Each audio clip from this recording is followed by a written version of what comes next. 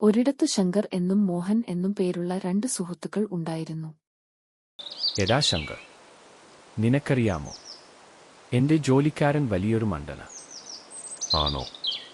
എന്നാൽ എന്റെ ജോലിക്കാരൻ അതിലും വലിയ മണ്ടന. ശരി, എന്നാൽ നമുക്ക് അതൊന്ന് പരീക്ഷിച്ചു നോക്കാം.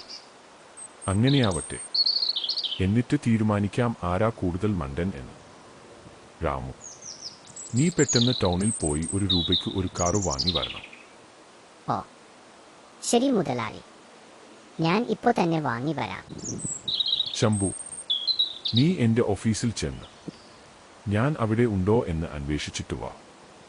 അതിനെന്താ, ഞാൻ ഇപ്പോൾ തന്നെ പോയിട്ട് വരാം.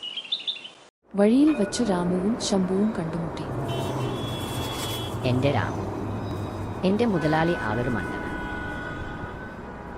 എന്ത് പറ്റിയടാ ശംഭു? അയാൾ എന്നോട് ടൗണിലെ ഓഫീസിൽ ചെന്ന് അയാൾ അവിടെ ഉണ്ടോ എന്ന് നോക്കിയിട്ട് വരാൻ പറഞ്ഞു. ആ മണ്ടൻ അതൊന്ന് ഫോൺ ചെയ്ത് നോക്കിയാൽ പോരെ? ശരിയാ, പക്ഷേ എന്റെ മുതലാളി അതിലും വലിയ മണ്ടന. ₹1 തന്നിട്ട് ഒരു കാർ വാങ്ങി വരാൻ പറഞ്ഞു വിട്ടിരിക്കുകയാ എന്നെ. അതിനു ഇന്ന് ഞായറാഴ്ച അല്ലേ? ടൗണിൽ കടകൾ ഒന്നും തുറക്കില്ലല്ലോ. അത് ആ മണ്ടൻ അറിയില്ല.